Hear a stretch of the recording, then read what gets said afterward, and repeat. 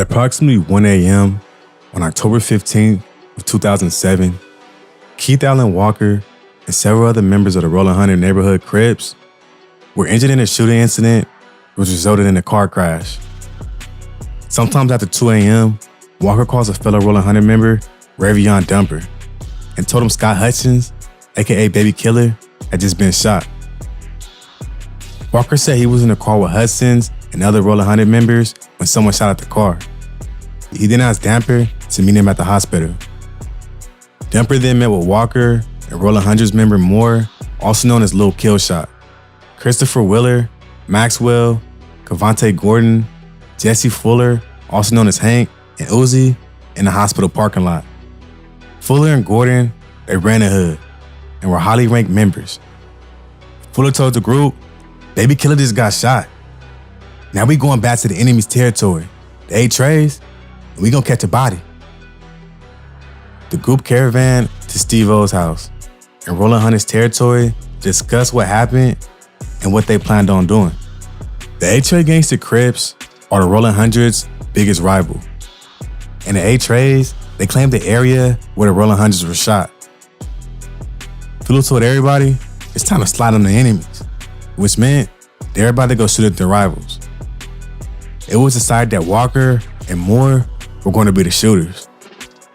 Fuller then designated Maxwell's black Audi A7 as the lead car, followed by Willer's burgundy Nissan Maxima and Damper's silver Honda Accord.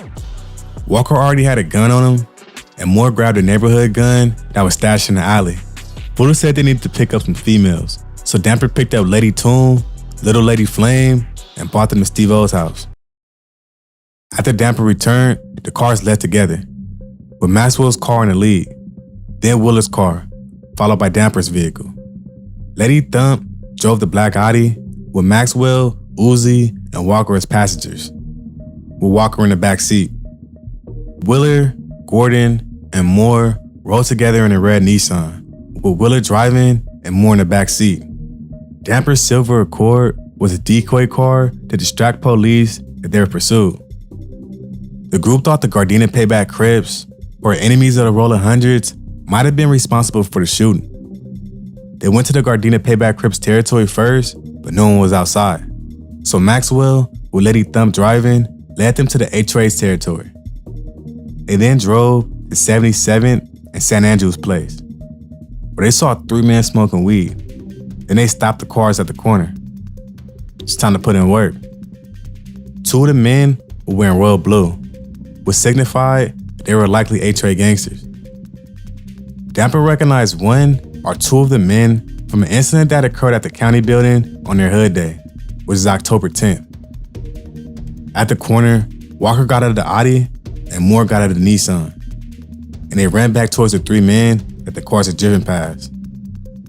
Walker and Moore were running fast with guns in their hands. Damper lost sight of them, but he heard numerous shots about 6 seconds later. On the other side of the gun, Brandon Gray, Derek Jackson, and Walter Brown were walking on San Andrews Place between 77th Street and 78th Street in the 8 Trays territory at about 11 a.m. They were on a sidewalk in front of a house where 3 older men, including Stern, Benton, and Richard Skaggs, were sitting on chairs eating barbecue together.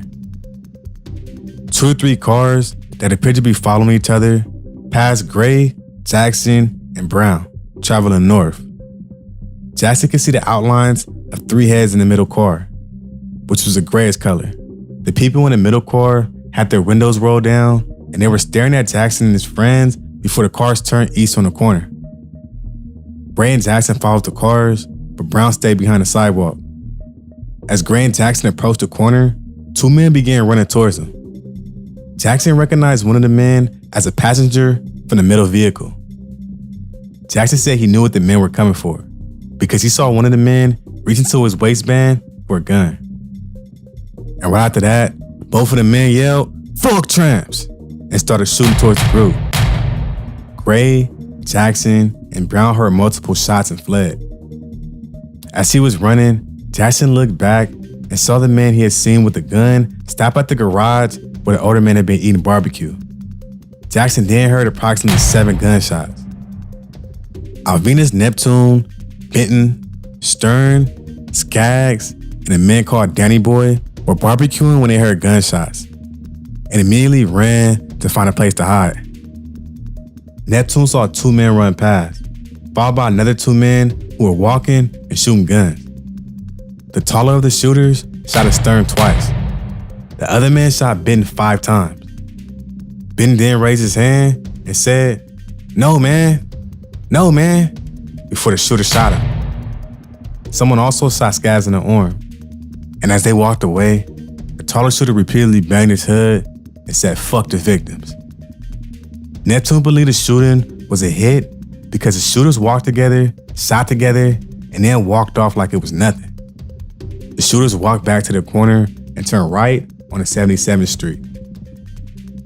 After the shooting stopped, Damper saw Walker and Moore run back and get into the cars before they drove away. The cars left in the same order they arrived and went back to Steve O's house.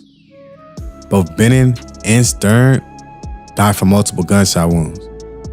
And on December 20th, after Walker, Moore, Willer, Maxwell, and Dump were charged in the case, Damper entered into a plea agreement with the prosecution.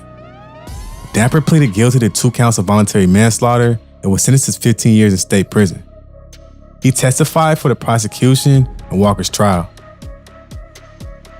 Damper joined the Rollin Hundreds when he was 18 years old. Walker and Maxwell were also members of the Rollin Hundreds. Damper's gang moniker was T-Lo. He was given the name under Big T-Lo. Damper explained the moniker prefix indicates the member's place in the hierarchy: big, little, baby, tiny, and infant. In gang culture, if your big homie gets shot, you shoot for him. Walker's moniker was Infant Killer, under all the killers, from big to tiny, including Baby Killer, which was Hudson's moniker. Moore, who was also known as Lil Killshot, was also under Hudson's, whose moniker was also Big Killshot. Maxwell's moniker was Baby Knuckles, or K3, and they all identified as Black Crip members. After the shooting, Damper heard Fuller say to Walker, "Oh, you niggas did some weird shit. You killed some old men." Walker replied, "Man, fuck them niggas. They live in the Tramp's hood anyways." Moore admitted to Damper that he shot the old man. He said, "Cuz, on Black Crip we did. Whoop-de-woo, nigga." Which meant, who gives a fuck? Moore said he saw Walker kill one of the men and then decided to shoot with him. Moore said, "Cuz, I did my shit on both of them," meaning he and Walker killed the 2 men. Maxwell asked Damper to drive behind him as a decoy so Maxwell could dispose of the gun. But Damper refused because he knew it was a murder weapon. Maxwell later told Damper he got rid of the gun at the Santa Monica Pier. Damper wasn't truthful with the detectives when he was first arrested, but spoke with his grandmother on the phone several times and decided to tell the truth. The detectives told Damper that they couldn't offer him anything at this time, but Damper, he decided to be honest. Damper had concerns about testifying because Walker had asked him not to testify and then threatened him and said he still had pull in the streets, saying, "I can get whatever done I needs to get done. Don't fuck with me." Also, on December 1st of 2017, Walker, who was detained in another matter, spoke with Hudson's in the reported jail cell. Walker told Hudson's, "I made it look good for you." Hudson's responded, "You made it look good for yourself, nigga." "What the fuck you mean you made it look good for me? I went to the hospital." Walker said, "Me and that nigga Moore, cuz. That nigga went up for you, you know?" Hudson said he knew. The call was then interrupted by an automatic operator advising him that the call was being monitored and recorded. Hudson then said, "You ain't even gotta talk about it over the thing, bro." Later, Hudson's again warned Walker, "Like I said, you gotta watch what you're doing and saying sometimes. Man, your ass really over here talking in front of police about what happened and shit." Walker explained that he was angry about what happened. He then told Hudson's that a person named Gandisi told Fuller he wasn't getting many guns that night. Hudson's again reminded Walker that the call was being monitored and recorded.